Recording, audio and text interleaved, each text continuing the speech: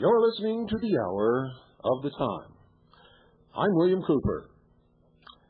Ladies and gentlemen, you should have received your Veritas by now, many of you. Maybe all of you. I don't know. But I'll tell you this, those of you who have received it now know that all is not as it should be. We're being lied to big time. Oh, and if you've got the spotlight, you're being lied to again. The Gunderson story is 100% total bullshit.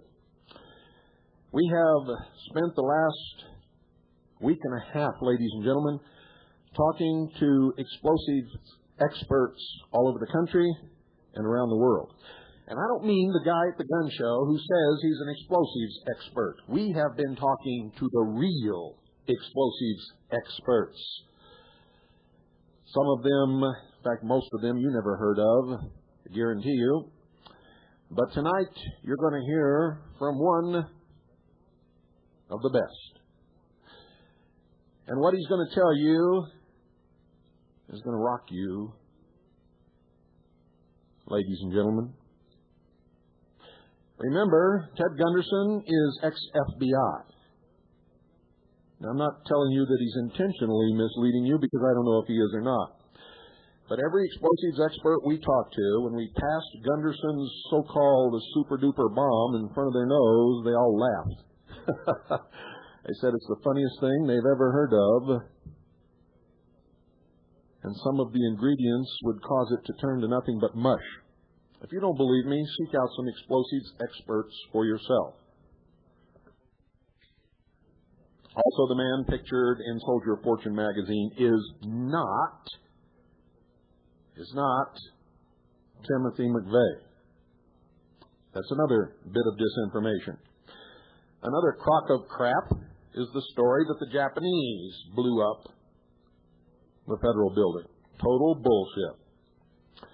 And if you were listening to Tom Valentine tonight, you heard an awful lot of it. An awful lot, folks. You see, the reason he's not mentioned in any of the reports is because he's one of them. And I've been telling you that for several years. I've exposed him over and over and over again. They don't attack their friends ever. And you never hear anything of import on that radio Freemasonry. Not ever. One month you'll hear one story, the next month you'll hear a story that completely contradicts it. And they keep you spinning around chasing your tail forever. If you want to hear what's really going on, you stick with the Hour of the Time, because it's the only place you're ever going to find a direction. It's the only place where we don't contradict ourselves. It's the only place where we tell you the truth. It's the only place where if we make a mistake, we correct it. It's the only place where we don't confuse you by telling you one story 1 week and another one 3 weeks later. You get the straight scoop here, and we don't deviate. Don't go away, because what you're going to hear tonight, you need to hear, and it's going to set you straight about a lot of things. It will be published in this upcoming edition of Veritas.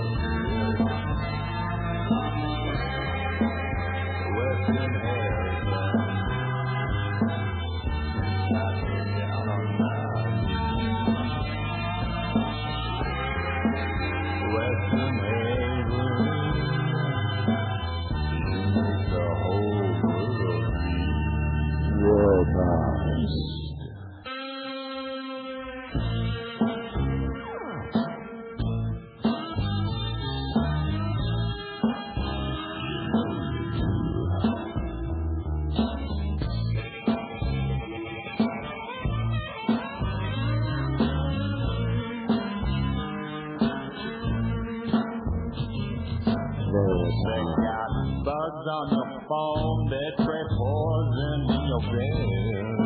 Bugs. Won't leave you alone. That two shot flies in his head. Veritas. Republican cocaine, it piled up to the sky. Republican cocaine. Who cares if Bush leaves the NRA? The NRA is where you register your guns. Didn't you know that? And old Bushy baby is one of them. Remember New World Order Bush? Remember Bush, Zapata oil? Remember Bush moving drugs into the United States through the offshore oil platforms and shrimp boats? Remember Georgie boy? What did you expect from Mr. Bush? Ice cream, maybe? Well, I got to tell you, folks, you better wake up and quit playing those games. Pass the candle under the bedspread too many times, and it'll catch on fire. Didn't your mommy tell you? Listen to this. You want credibility? You want credibility? You want reality? You want the truth? 31 years active duty in the United States Air Force. Progressively responsible executive, scientific, and technical assignments directing organizations engaged in research, development, testing, analysis, requirements, generation, and acquisition management of weapons systems. Assignments from laboratory to the office of the Secretary of Defense. Personal contributions made in the fields of research and development management, weapon systems concepts, guided weapons technology, target acquisition, AIDS, focused energy weapons, operations, research and joint service, harmonization of requirements, retired as a Brigadier General, United States Air Force. White House appointed Special Assistant to the Administrator, Federal Aviation Administration. Personally designated to prepare the white paper on the Federal Aviation Administration for the 1989 Presidential Transition Team. This included development of policy initiatives on FAA, United States Air Force joint use of the Global Positioning System, or GPS, operational life for commercial aircraft, anti-terrorism, airport and airway capacity, requirements in the Federal Aviation Administration acquisition process and FAA leadership and management development. Military command pilot and command missileman with 4,000 hours, 37 of which are in the air in combat. Education, Bachelor of Science in Chemical Engineering, Master of Science, Aeronautical Engineering, PhD candidate, Operations Research and Statistics, academics completed, 8 quarters of Armament Engineering, AFIT. He is published in the following publications: Sino-Soviet Conflict, Competition, and Cooperation, Risks in Force Structure Planning, a Reduced Upper Limit for Sequential Test Truncation Error. He's a frequent TV talk show guest and has been featured on The Voice of Freedom. His honors include Distinguished Service Medal, Legion of Merit, 3 times, Distinguished Graduate from the Air War College. In Community Affairs, he's the Chairman of the United States Defense Committee, member of the Board, In Touch Missions International, member of the Board, Frontline Fellowship, founding Chairman of the School Board, Ingleside Christian School, Washington representative for the Association of Christian Schools International, 1981 to 1983. Chairman, Fairfax County Republican Party, 1982 to 1986. Lifelong professional challenge is the continuing studies and analysis to anticipate and forecast the future course of world, military, political, economic, transforming process. I'm not going to tell you his name because I don't want anybody to shut this man up. His name will be published in the next issue of Veritas, along with what you're going to hear tonight. And much more, ladies and gentlemen.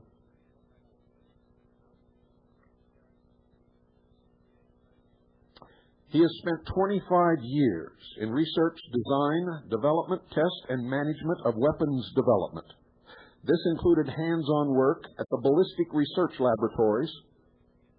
He was the commander of the Air Force Armament Technology Laboratory, Air Force Systems Command, Air Staff, and the Office of the Secretary of Defense, OSD, and management responsibility for almost every non-nuclear weapons device in the United States Air Force. He was also the first chairman of the OSD Joint Service Air Munitions Requirements and Development Committee. You want credibility? You want an expert? You've got one. Now I'm going to read you verbatim from his statement. Quote, "When I first saw the pictures of the truck bomb's asymmetrical damage to the federal building in Oklahoma City, my immediate reaction was that the pattern of damage would have been technically impossible without supplementing demolition charges at some of the reinforced concrete column bases, a standard demolition technique. First, blast through air is a very inefficient energy coupling mechanism against heavy reinforced concrete beams and columns. Second, blast damage potential falls off more rapidly than an inverse function of the distance cubed. That is why in conventional weapons development, one seeks accuracy over yield for hard targets. Reinforced concrete columns in large buildings are hard targets for blasts. The entire building could have been collapsed with relatively small charges against the base of the columns and with even less explosives if linear cavity cutting charges had been used. I know of no way possible to reproduce the apparent building damage without well-placed demolition charges complementing the truck bomb damage. From published photographs, the basic building structure is 4 rows of 11 columns each with the peripheral columns well inside the outside building wall. See Attachment 2. Attachment 2 will be published in this coming issue of Veritas. If we label the column rows A, B, C, and D from front to back and number the columns 1 through 11 from left to right, then published pictures show columns A2, A3, A4, A5, A6, A7, A8, and B3 collapsed essentially vertically. If the bomb was not nearest to column A3, then the single truck bomb thesis is even a little more ridiculous. For rough estimates of relative blast impulse effectiveness, I assumed the columns were about 18 feet apart and the truck was about 1/2 that distance from the building, and that the peripheral columns were about 1/2 the column separation distance inside the outer wall. That would place the truck bomb about 18 feet from column A3. If the truck bomb collapsed column A3, certainly it should also have collapsed column A1. If the impulse pressure was, for example, 10,000 pounds per square inch at column A3, then it would be on the order of only 75 pounds per square inch at column A8. So why would column A8 come down unless there was a smaller charge at its base? Also, if the truck bomb blast brought down A5, A6, A7, and A8, it should certainly have brought down columns A1, B2, and B4. It did not. Therefore, there had to have been a supplemental charge at least at the base of columns A6, A7, and A8. If the truck bomb blast alone brought down column A8, then you would have to expect truck bomb blasts to have brought down columns A1, B1, B2, B4, B5, B6, B7, C1, C2, C3, C4, C5, C6, D1, D2, D3, D4, and D5. Because the bomb was large and relatively close to the building at ground level, there would have been some enhancement in damage reach against columns and vertical lift of the ground floor ceiling as compared to the outside of the building where expansion was uninhibited, as seen by columns A5, A6, A7, and A8. Moreover, these columns and ceilings would have seen more of a side-on pressure, which would have been even less. If there had been some enhancement from a corner effect toward A6, A7, and A8, then the same enhancement would also have been toward column A1. The column stubs for columns A6, A7, and A8 should be carefully examined to verify whether or not supplemental charges were used. Since it was unofficially reported that 3 5-gallon-sized containers of fulminate of mercury, a booster explosive, were found in the building, it would be useful to know what columns they were near. Who profits from the Oklahoma City bombing? Since 1928, the Third International Program calls for the United States of America to be transitioned to socialism by a war of national liberation based on the oppressed nations within. Before moving from the preparatory phase to the period of escalating violence, an orthodox procedure is to 1. Seek removal of the death penalty, and 2. Disarm the public. Few things could have been more effective in moving pending draconian anti-terrorist legislation to seek to criminalize armed patriots in this country while making the job easier for the programmed war of national liberation. The gross asymmetry in the federal building damage pattern is ipso facto evidence that there was an inside bomb effort and a truck bomb effort. They need not have known each other, but it would have to have been coordinated at some level. That coordination could have been accomplished from almost any location in the world.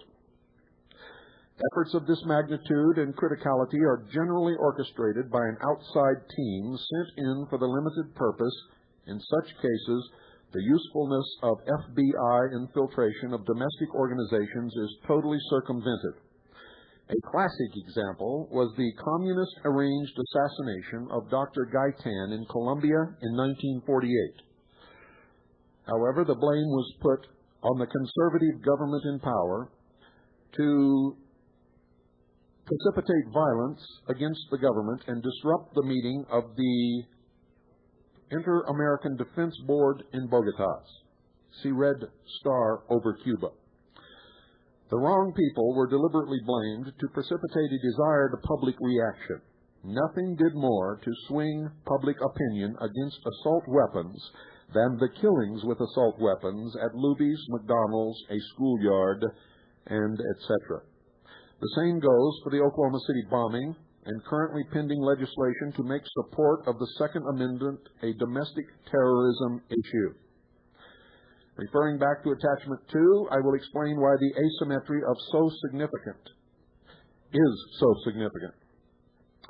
The concentric circles around the truck bomb are multiples of the distance from the truck bomb to the closest columns. In effect, circle A passes through column A, which collapsed.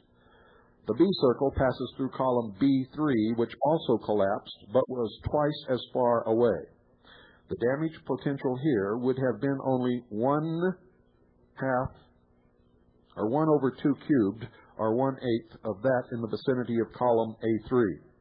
However, columns B2 and B4 were just beyond the B circle, and they remained standing at 1 over 2.25 cubed, the level of damage potential at A3, considering the truck bomb blast alone.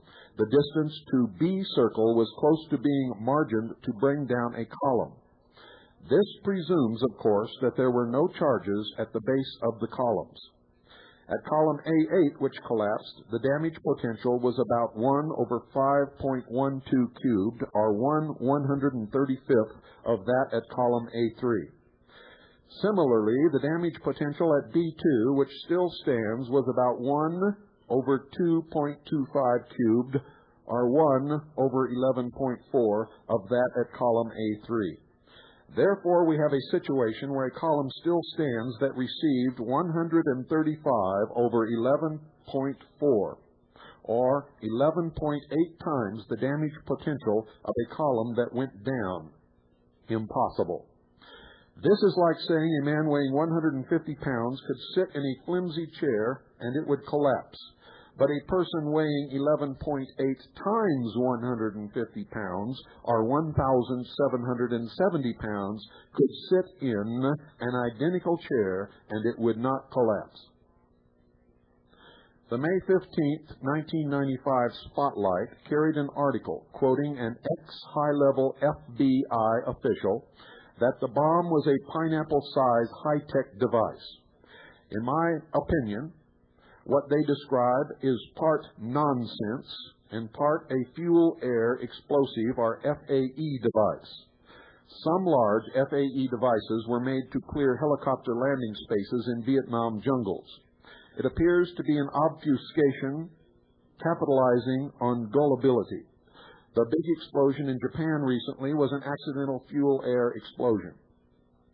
The 10-second delay between two events reported by a University of Oklahoma seismologist doesn't make sense. No triangulation was reported to assure the same point of origin. If there was a second large explosion with a 10-second delay, everyone in Oklahoma City would have discerned it. Any time delay for two-stage devices or for demolition charges at column bases would have been in milliseconds or microseconds, and would have most probably been controlled by primacord length. Most explosives detonate at about 1/4 inch per microsecond. That is about the same speed as an orbiting satellite. And ladies and gentlemen, if you think that's baloney, just listen to this. This is directly out of the Department of the Army Field Manual for Explosives and Demolitions, entitled FM 5-25. Published by the Headquarters, Department of the Army, May 1967, available through various booksellers and through the Freedom of Information Act. In Chapter 1, and don't worry, I'm not going to tell you how to build a bomb. I'm just going to describe the effects of the bomb that they say was used. Chapter 1, Demolition Materials. Section 2, Military Explosives and Special Charges. 4, Definitions. A, Explosives. Explosives are substances that, through chemical reaction, violently change and release pressure and heat equally in all directions. Explosives are classified as low or high according to the detonating velocity or speed at which this change takes place and other pertinent characteristics. Low explosives. Low explosives deflagrate, or change from a solid to a gaseous state relatively slowly over a sustained period, up to 1,300 feet per second. This characteristic makes low explosives ideal where pushing or shoving effect is required. Examples are smokeless and black powders. High explosives. The change in this type of explosive to a gaseous state detonation occurs almost instantly, up to 28,000 feet per second, producing a shattering effect upon the target. High explosives are used where this shattering effect is required, in certain demolition charges and in charges in mines, shells, and bombs. Ammonium nitrate can be found on page 12.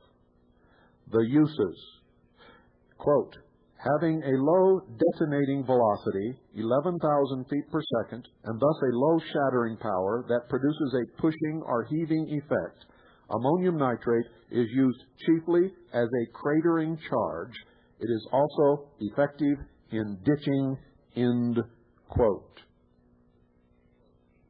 Now, if that doesn't make you think, I don't know what in the world will.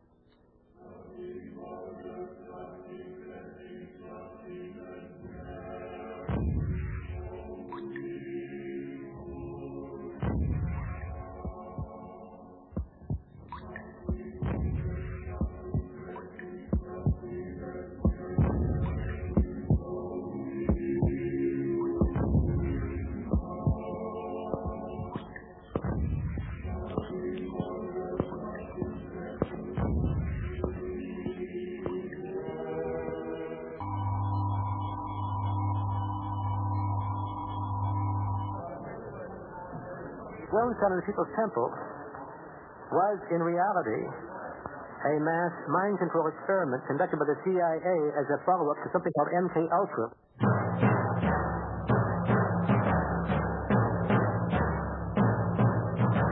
They had medical checkups for everyone every day. A CIA plan to take over the world's judicial and political system through mind control by the year 2000. There was a mind control experimentation going on. Control of individuals, control of groups, control of whole population. The New World Order. The cheapest commodity in the world is human beings. Money. They use ultrasonic, which will boil the brain. Boil the brain. Pick up your phone. Pick up your phone. Pick up your phone. Dial. Radio hypnotic intracerebral control. Dial. Electronic dissolution of memory. Pick up your phone. EGOM. Dial. One. To create a race of slaves. 800. There has been a right-wing league. 2 Country is controlled by the Pentagon. 9 Now, 2 6 4 6. the National Security Agency, we have the hit team. Pick up your phone. Voices are broadcast directly into the brain. Dial.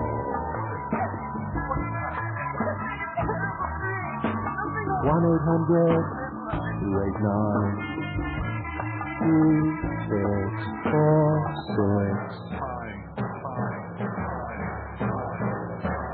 Money.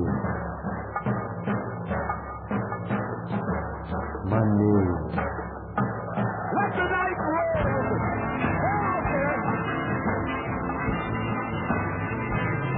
Pick up your phone.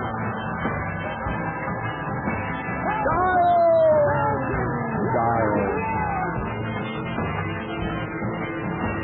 1-800-289-2646. Do it.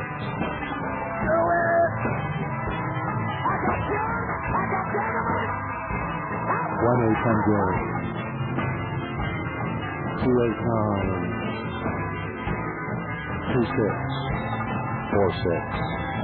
Call now.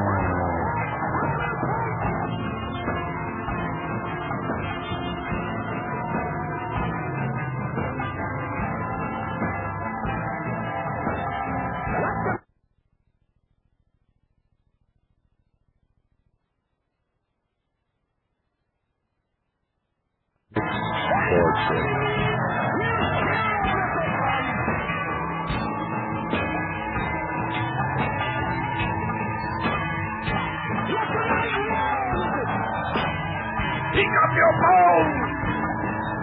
Now. Call. Dial. 1-800-289-2646. Now.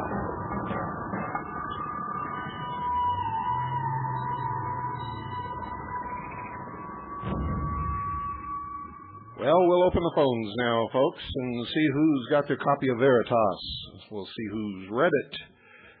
The number is 520-337-2922. That's 520-337-2922. I'd like to hear from you. If you've received your copy of Veritas, give me a call now. And if nobody calls, because maybe nobody's got a copy of their Veritas yet, then you can call too, whoever you may be. 520-337-2922. 2922 is the number. For all of you who may just be listening, that's our call-in number when we're on the air. For the rest of the 24 hours, it is our fax number. Good evening. You're on the air. Yes, Mr. Cooper. Yes. It's a very interesting show tonight. I've been thinking about some of the things that have been happening and some of the news footage. Now, if it had actually been a fertilizer bomb like they're telling us, wouldn't there be some residue around? Or would it have all burned up? Well, I don't really know. The explosives experts tell me, and it's been my experience, when I was a diver, we used potassium nitrate occasionally because it was easy to use underwater and stuff into strange spaces and things like that. And we used det cord and things that you could readily get and for salvage and for blowing reefs to clear channels and things like that. But wouldn't there have been some residue? I mean, even if it had been a pasty like... Well, that's what I'm getting to. Yeah. Apparently they used ammonium nitrate, which comes in a liquid form. And what we used was always potassium nitrate, which comes in a solid or pelletized form. Granular? Yes, granular. And sometimes a bag would not blow. Yeah, well, see, that's the thing I've been thinking about. And I've been telling people, I said, well, now, if it's fuel oil, like with a diesel engine, it takes a pretty good amount of heat to get it started burning. Well, I don't know the particulars of even how to make an ammonium nitrate bomb and don't really care to. Yeah. But, I mean, I'm just thinking, it's all just lies. I mean, like... Well, it is lies. And from what I just read to you, what that bomb did was make a crater, and that's what it was supposed to do. And what you just heard from the Brigadier General, whose credentials I read to you, and whose name will be published in the next issue of Veritas, it couldn't possibly have done the damage to that building that it did, and it could not have leveled those columns at ground level. Those are steel-reinforced columns, which is called a hard target. And we don't just have this from him. I mean, we've been talking for the last week and a half to some of the best minds in explosives in the world. And they all say the same thing. Yeah. You know what they say? Bullshit. Just one other thing about CBS News, Dan Rather, they were talking about the Trilateral Commission, and he's a member of the Trilateral Commission, and oddly enough, he didn't mention that fact on the CBS News. Of course he wouldn't. Oh, man. I mean, when I tell people that he's part and parcel, they say, oh, you're crazy, you're a conspiracy nut. But it's obvious. Well, they can call us whatever they want. Yeah. It's nice to talk to you, Mr. Cooper. Thank you for calling. Oh, by the way, did you get your Veritas? Yep, he's gone. 520-337-2922 is the number. For those of you who may just be tuning in, that number is only good during the show when I am taking calls. The rest of the time, it is the fax number. We usually disconnect it about 30 minutes before broadcast time, and the fax is usually not back online until 30 minutes after the broadcast is over. Good evening. You're on the air. Hi, Bill. This is Dave in Albuquerque. Hi, Dave. How are you? Good. I got my copy today. What do you think? It's great. I've just kind of been skimming through it. I haven't really had time to get into it seriously. When you were reading your report tonight from the guy, did I misunderstand you, or did he say that he didn't think there was a 10-second delay between the two events? No, that's not what he said. He was talking about the theory of Ted Gunderson. Oh, okay. And I haven't seen that. If the bomb were what Ted Gunderson said it was, then the seismographs could not have, there would not have been a 10-second delay and all of that. And if a real explosives expert, he also says, if a real explosive expert had rigged it, he would have rigged it so that both bombs went off at the same time. But if, as he said, the case could have been that these two teams didn't know anything about each other, it's possible that there could have been a 10-second delay between the blasts. I gotcha. Okay, well, I've shown this around. Are we allowed to copy articles? Didn't I hear you say that a few weeks ago? You can copy everything except the symbology column. The columnist who writes that for us, Jack Sheffer, has asked us not to allow anybody to copy that particular column. It's copyrighted by him, and we print the column with his good graces and permission because he's one of the best experts in the world. You will find that within probably a year, all of that information will be compiled in book form, and it will be the first time in the history of the world that the real and true explanation of the symbology used by these creeps will be in one volume that anybody can pick up and study and learn what's been going on around them that they never knew about. Good. I'll look forward to that. And it's okay to copy it full size. I think I remember in the first issue you said don't copy it. No, you cannot copy it full size. Okay. You can copy individual articles to pass around. You can shrink it down to small size and copy the whole paper if you want, but you cannot copy the paper full size. Okay, gotcha. So if we give you permission to do that, some jerk will copy it and start selling it. And if anybody does that, we're going to rake them over the coals like they've never been raked, I guarantee you. Okay. Too much work goes into this, and we're eating it right now. I understand. All right, thanks, Bill. Thank you for calling. Bye. 520-337-2922 is the number. And remember, when we're not on the air, that is our fax number. If you have information you want to send us by fax, that's the number to use. But we always disconnect it 30 minutes prior to going on the air, and the fax is not back online until about 30 minutes after we leave the air. Good evening. You're on the air. Bill? Yes. I got Veritas number 2, and it is awesome. I was one of the people, I guess there was a delay in my getting the paper, and I know from listening to you talk that maybe some other people have experienced that. And, I'm such a fan of what you're doing and so appreciative of the hard work that you and your wife put into it and the rest of your staff that that's okay with me, that it's taken a while. But, my God, if I don't get number 3, I'm going to slit my wrist. It is so well done. It's so professional. And what I'm really calling about is in view of what you're saying tonight and in view of what happened at Waco, I think that we have to find a way to stop the demolition of the building in Oklahoma City because it is indeed a crime scene. Well, they're doing the same thing they did in Waco. They won't let anybody in. They won't let any independent investigators in. They won't let any press in to photograph those columns where they were shared at ground level, and they're going to bulldoze that building and destroy all the evidence, just like they did in Waco. The only difference is there's no fire to burn it up. Well, let me ask you this, Bill. Even though it's a federal building, now, if it's a federal building, is that federal property, and is it under the sole jurisdiction of the federal government, or can the sheriff say, no, this is a crime scene, you can't touch it? It depends upon whether or not the state deeded and ceded the land that it's sitting on to the federal government. If they're just leasing that land, or they're leasing the building, or they bought the building but not the land, then it's not federal jurisdiction. It's only federal jurisdiction if the state ceded and deeded the land to the federal government.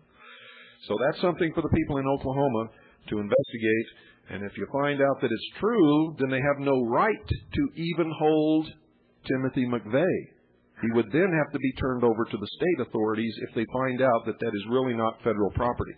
I don't know if it is or not, and our people have not been able to gain access to any records that would tell us, but they are looking. Well, yeah, I was thinking as soon as I heard you talking about this of getting on the phone to the sheriff's department in Oklahoma and saying, hey, hold your horses, don't let anything happen there until you can determine if you can exert some type of jurisdiction over that scene, because obviously we'll never see the bases of the columns if they blow that building up like they intend to implode it, which I guess is going to happen in the next week or two. Yeah, can you imagine that? Yes, I can imagine it. This soon, and no independent explosives experts of any kind have been allowed in there. No photographs have been taken of the base of those columns. This is insane. And I will remind you something else. Don't expect too much from the state of Oklahoma because the governor is an ex-FBI agent. Is he really? I didn't know that. That's absolutely correct. And I also wanted to ask about some of these people that have been indicated in this. Timothy McVeigh and the Nichols brothers from Michigan. As I've watched this come down, all of the information that we get, of course, is information that is from the government, picked up by the press. We hear absolutely nothing out of these people. McVeigh, of course, was whisked off to an Air Force base immediately as soon as they picked him up. And that's so the state could not take him into custody and take jurisdiction over him. The federal government didn't want to take any chances on losing jurisdiction of McVeigh or the Nichols brothers. So that's why. I know that none of us really know what's going on because we haven't heard squat, and really the only lawyer that I would trust to say anything about any of this is Jerry Spence, and unfortunately he's not in there. But what I'm wondering about, just from your own personal experience and looking at previous things like the Kennedy assassination, when you see somebody like McVeigh, does he look to you like someone innocently framed or a patsy who's involved like an Oswald? I don't know. All I can tell you is what we reported in this issue of Veritas is that they said that he lived in trailer 19 in a trailer park in Kingman, Arizona, and that he was drunk and scattered beer cans all over the ground and left a wrecked car in front of the trailer and used to fire automatic weapons out into the desert. This is what he's been portrayed as on the news and on all the broadcasts and everybody. And all of these people know better. They know it's a lie. We sent our people up there, and within 10 minutes we had the truth. He really lived in trailer number 11. Everybody there says he was quiet, well-dressed, very nice guy, never gave anybody any trouble, and he was only there for 3 months. And I would also add that on the evening... And he never fired anything into the desert. On the evening network propaganda, Evening News Tonight, I believe ABC, they came out with some witness who said, I would say alleged witness, who said that he knew McVeigh and that McVeigh had approached him to join some white Aryan thing, and McVeigh was wearing a swastika. That's baloney. I remember. That's baloney, and I bet if you follow that supposed witness around, you'll follow him straight to the ADL.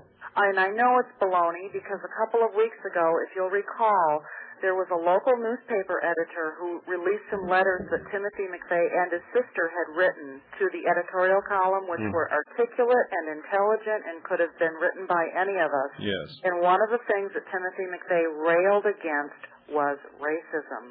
That's right. And it smacks of you being called racist when you're married to Annie by Mr. Pineytown. Not only that, but I've railed against racism on this program numerous times.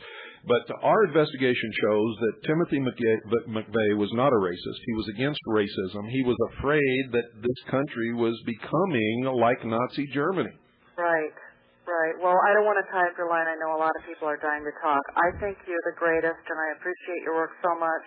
And I wish I could come to Arizona because I'd work for free for you. Well, I thank you for the compliment and for the offer. I tell you, we need help around here all the time. And don't forget my issue number 3 on Susan in Grand Rapids, Michigan. I talked to you at home a couple days ago. Okay, Susan. Oh, thank you, Bill. You're welcome. Bye-bye. Bye-bye. Folks, I don't know if Timothy McVeigh did it or not. I don't know if he was a patsy or if he's crazy or if he's somebody that is an agent for the other side or what. I don't know, and neither does anybody else. And I would caution you all, if you're a real American, he's innocent until he's proven guilty. And if you've all prejudged him and he turns out to be innocent, you're going to have egg on your face. If he turns out to be guilty, he'll be punished. So let's be Americans. Good evening. You're on the air. Yeah, Mr. Cooper, I've asked you over here. How can I get a copy of Veritas or subscription? Well, if you'd like to have a subscription, you can, and I'm going to tell you, the rates are going to go up very shortly. In fact, when the 4th issue goes to press, the rates will go up. So if you want to get a subscription, get it now at the current rates. Okay, how do I go about doing that?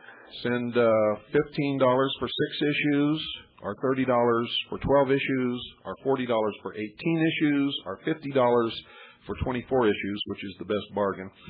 To Veritas, make checks or money orders out to Veritas and send them to P.O. Box 3390, St. John's, Arizona, 85936. That's P.O. Box 3390, St. John's, Arizona, 85936. Now, issue number 3 is out, so even if you send in a subscription, you will not get issue number 3. So if you want that issue, I need to indicate that. Send an extra $5 and tell us that you want issue number 3. Number 3.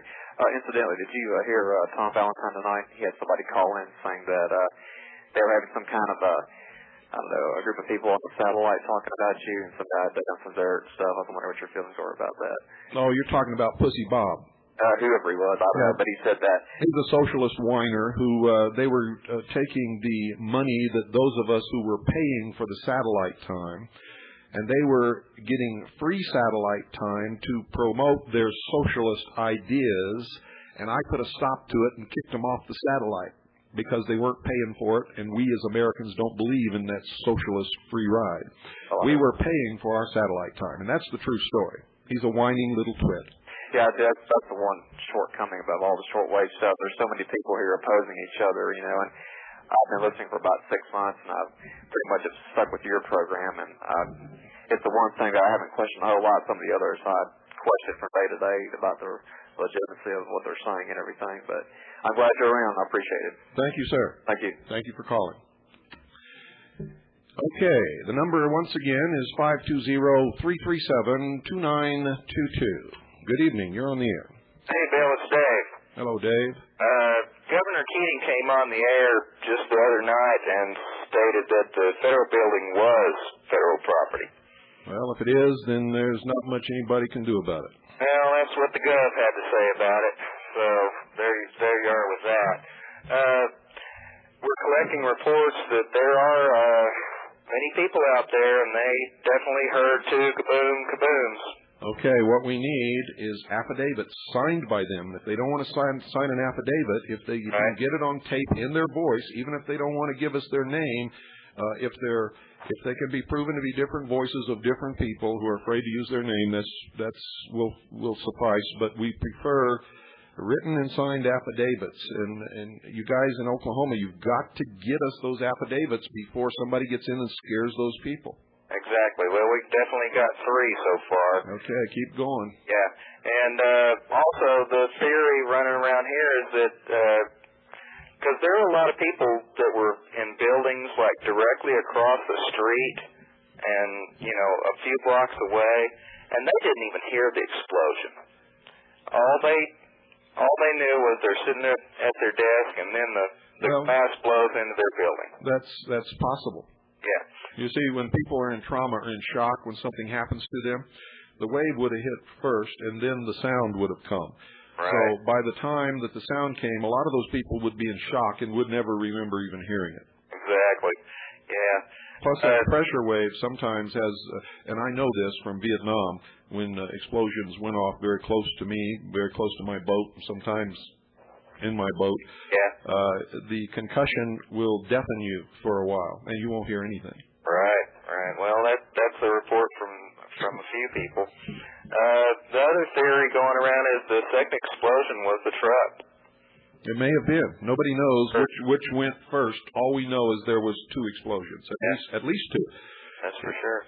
If the general is right and there were charges placed on several of those columns, there could have been a whole bunch of explosions, but all simultaneously. Well, yeah, and it is very hard to get around downtown Oklahoma City. There's signs up and guards everywhere, signs that says nobody can take any photographs, no entry into this building. Now, can you imagine that? What would be the reason why they would tell somebody they couldn't take photographs after the communist news networks have taken thousands of foot of videotape and shown them all over the world? Well, what would be the reason for the FBI to confiscate seismograph readings from the Kirkpatrick Science Center? I know, we were lucky. I mean, our people are so good. We knew they were going to do that, and we got in there quick. Yeah, I mean, how could that be evidence to prove anything against any of the suspects? A seismograph? No, all it can do is hide stuff that they don't want the public to know. Well, 10-4 to you, Bill. I'm getting off the phone. All right. Talk to you soon. Bye. Bye. 520-337-2922. Yes, folks. This is backfiring on those scum. And they are scum. And the media has totally discredited themselves. No real American will ever believe anything they hear or see on the communist news networks or in the communist print media ever again. Good evening. You're on the air. Yes. I was just like to say I've been enjoying your show about the incident in Oklahoma. You're enjoying it? Well, just the intelligent conversation that I'm hearing. Oh, okay. Because I don't enjoy it, I'll tell you that. It saddens me to my core, especially the way they're using it against America. Oh, yeah. Well, that's the point that I wanted to make, was that it was amazing how quickly President Bill, appeared on 60 Minutes with this whole... You mean Comrade Bill? Yes, of course. He's over with his other comrades right now. Right, and he wants to push this new legislation, to take away more rights, to make us safer. Yeah, it's just amazing that... Oh, wait till you see Veritas. We have a wonderful cartoon all about safer. Oh, yeah. Well, I'm planning to subscribe to that. I've been a subscriber to the Spotlight for several years, and that's really helped wake me up as to what's going on. Well, you can throw this issue away. It's total baloney. Oh, really? The Spotlight I'm talking about. Oh, really? Yeah. Well, how so? The Gunderson bomb is total crap. Oh, really? Yeah. Oh, was that the FBI guy? Yes. Yeah, I heard him interviewed. He sounded like he was a disinformation guy or something. Well, that's exactly what this is. I don't know if he's doing it intentionally or whether somebody really sold him a bill of goods. And I'm not going to judge him. I'm just going to tell you that it's baloney. Right. And I just had one other question. Do you have any information on the Illuminati? Do you plan to put anything about the Illuminati in your paper? Are you kidding me? I wrote a whole book about all of those guys. I've done 41 hours of radio more than that. I've done probably over 100 hours of radio broadcasts just on those subjects. Oh, well, I just started listening to your show recently. Well, send for an information packet, and you can get a list of the tapes and my book and all that kind of stuff. And if you're really interested in pursuing that, you can purchase those and study up, because I never go backwards. Yeah. Well, the Spotlight, I've noticed, never talks about anything beyond the trilaterals and the Bilderberg. Of course not. I wondered why they never bring up the Illuminati. Because they're part of it. Get a book called 55-2000, ICE, The Ultimate Disaster. In there is an interview conducted by Richard Noon, who wrote that book, with Tom Valentine, and you will see that Mr. Tom Valentine is a highly degreed adept of the mysteries. Not only that, he claims Jesus had his chance. It's Lucifer's turn now. Oh, really? Yep. Read it. Oh, well, I plan to. Thank you. That's why you don't learn anything on Radio Freemasonry. Oh, oh, really? He's a Mason? Oh, go. Well, I don't know. I know, but you're a day late and $1 short. You got a lot of catching up to do. Okay. Go read the book. I'll do that. Okay. Okay. Good night. Well, folks, it's about that time. I'll take one more quick call, and then we're going to Heidi-ho. Good evening. You're on the air. Hi. How you doing? Great show tonight as usual, Bill. Thank you. Say, what was the name of that book that you just mentioned to the last caller? 55-2000. The subtitle is ICE, The Ultimate Disaster, written by Richard K. Noon, spelled Noone. Okay. One more question while I've got you. Give me your opinion of a couple of publications, like the New American, the New Federalist, the Jubilee, and Media Bypass. Media Bypass, I think, is a conduit of a lot of disinformation. The others occasionally have some gems. They have a lot of disinformation. But here's what I recommend to people. I recommend that you read everything, listen to everybody, and learn how to put the puzzle together. And you should be assembling two puzzles just like we do here. One is the truth, one is the deception. You cannot live without knowing what these two things are. In the middle, you put a box with a question mark on it. And anything that won't fit into the truth puzzle or the deception puzzle goes into that box until you find out where it goes, and sometimes it just goes in the trash. Great advice. By the way, I met you when you had your Kansas City thing when you were up here, and it was great visiting with you, and really enjoy your show. Thank you. Thank you. Well, folks, good night, and God bless each and every single one of you, and God save the Republic.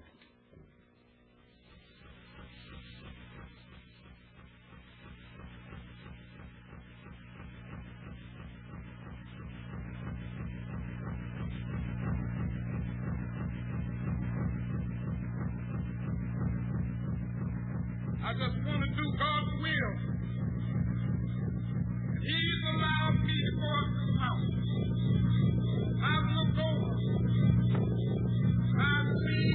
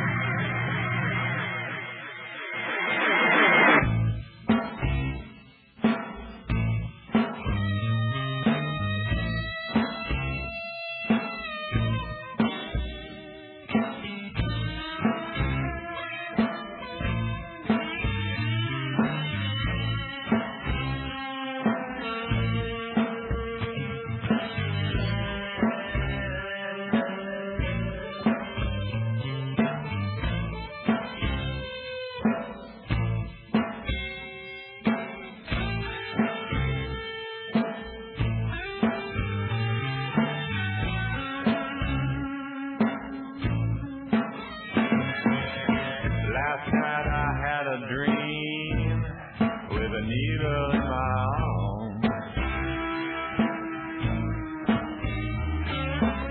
Put there by G-Man, he had to see where I was coming from.